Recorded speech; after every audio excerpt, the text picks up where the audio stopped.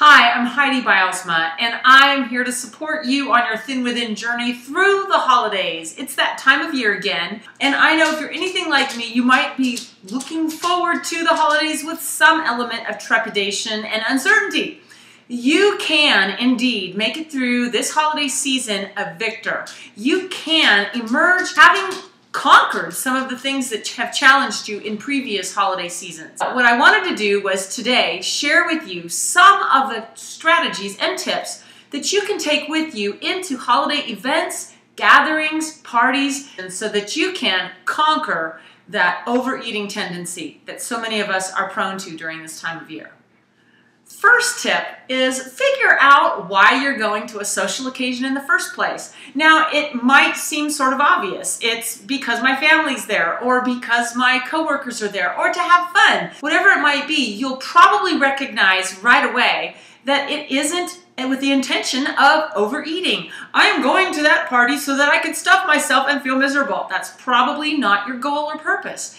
If you are intentional about kind of carving out your goal or your purpose in attending this particular event, whichever one it might be, and actually write it down, that's the first step in having a really good plan so that you won't emerge out of that event over full and with regrets. For instance, if you are interested in going, let's say you have a church Thanksgiving dinner the Wednesday before Thanksgiving, and you can actually make your purpose be, I'm going to encourage other people that are in attendance that night, rather than I'm going to stuff my face, which probably isn't what you would say anyway. It's probably not a goal of yours.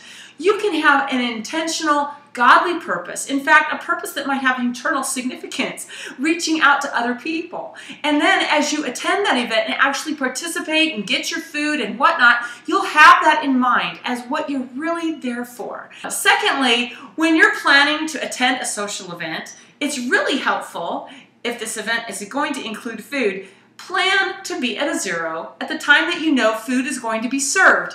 If you aren't sure when the food is going to be served, it's okay to be hungry for a little while, but I can plan my zero so that I land on zero when I get to that party or event.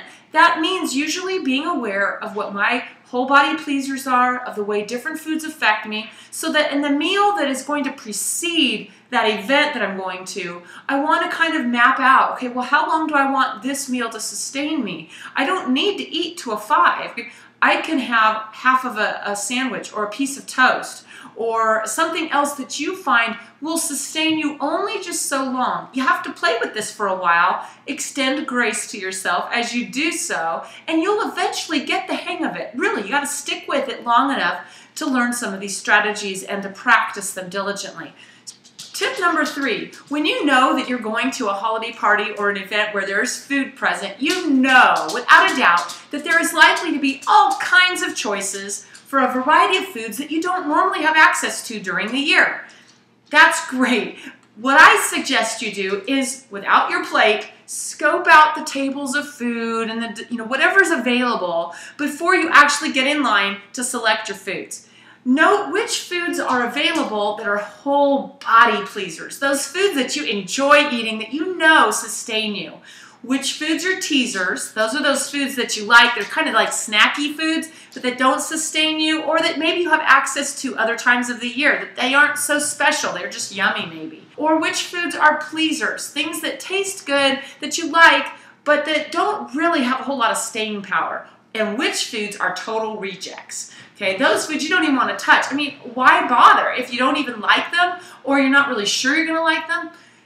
Then, when you get in line with your plate, plan on just taking a little bit from those foods that are whole body pleasers, maybe a couple of teasers, but not a whole lot of any one food, so that you can have plenty of choices that are there that you will enjoy.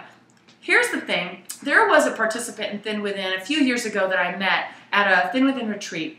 She had figured out a way out through 100 pounds that she had lost, that if she took a special small plate with her to buffets and all-you-can-eat dinners and things like that, that she could find a way to manage the challenge of seeing all these choices. She had a little boundary for herself, and it was that plate, and no food touches any other food, and no food laps over the side.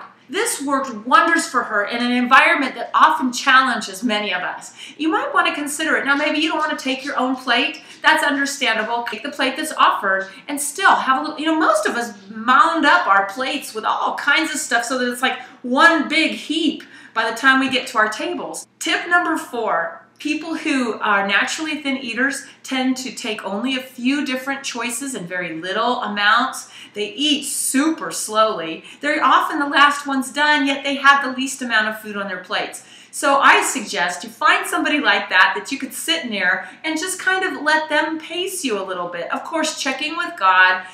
Strategy number 5. Sometimes people give gifts of food this time of year. You want to prayerfully consider how to handle that gift. If you plan it ahead of time, then you're kind of a leg up before it actually confronts you. Some of us need to flat out say, no, you know what, I'll eat it all if I take it home with me. Please don't. Let's give it to somebody else.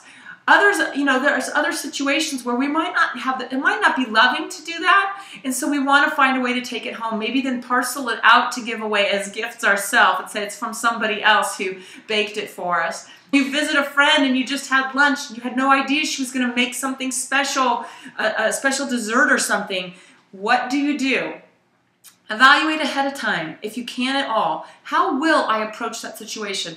God is most concerned with how loving we are to one another and that He has access to our hearts. In the moment, the Holy Spirit can guide and direct us. The most important thing on this planet is not that we maintain our eating 0 to 5, but in a situation where it would be most loving of another person to have a sliver of a pie that they've made in a certain situation. You have to be willing not to in order to know if you're really supposed to.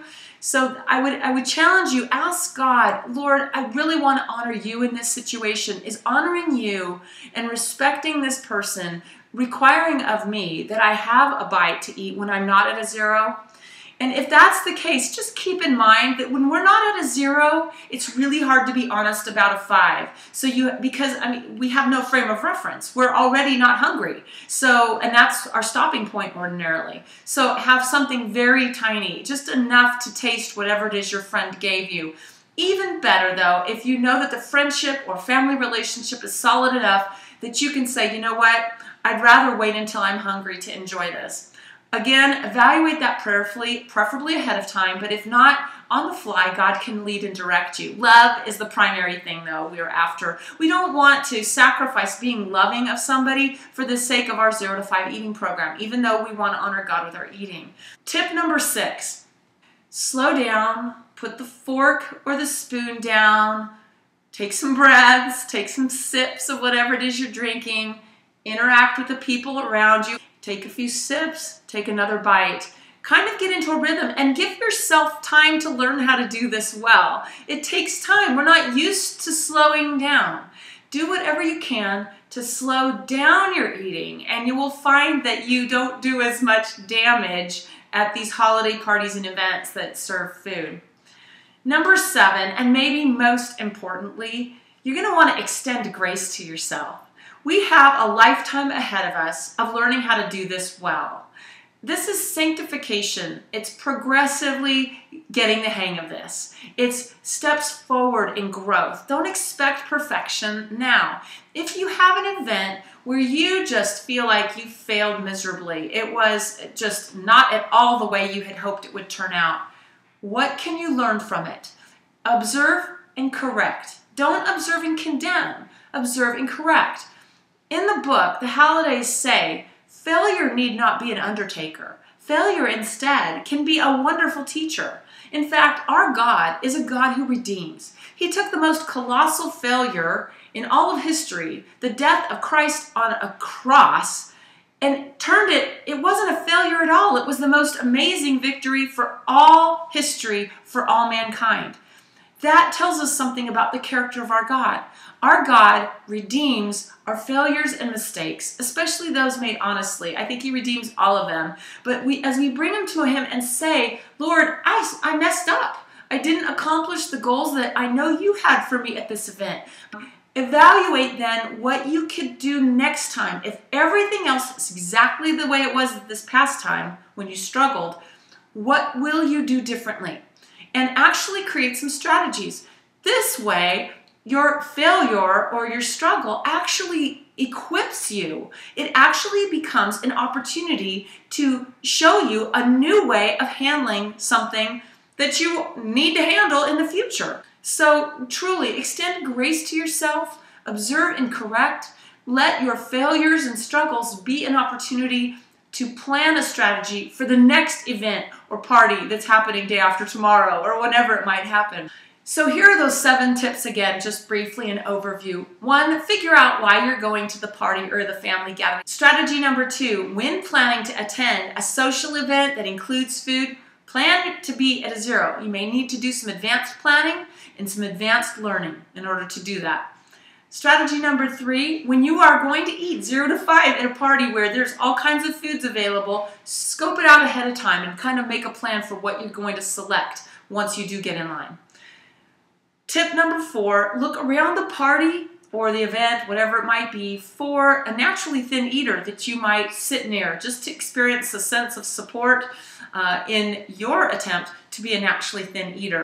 Number 5, be prepared for those gifts of food and be sensitive to the Holy Spirit and how He might lead you and how you should respond to that. Be open and willing to turn down the food if that's what God leads you to do, but also open and willing to have a small portion if that would be more loving. Number 6, slow down, get a rhythm of putting the fork down, conversing, taking a sip, taking a bite. Number 7, extend grace to yourself, observe and correct. You'll have another chance to do it even better in just a couple of days, probably.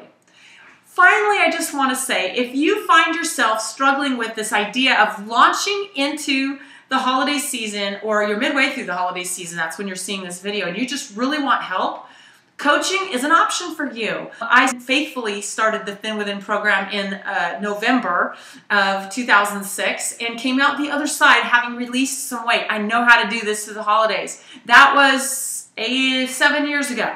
So I've managed through the holiday season pretty successfully, have maintained a healthy size since 2007, and so I want to encourage you, if at all I can, please contact me if you want to investigate the possibility of coaching options through the holiday season. If I can be of support and help to you, it's $100 for a month of coaching. I hate to charge anything at all, but I have a child in college and trying to help pay for expenses at home and whatnot, especially at the holidays.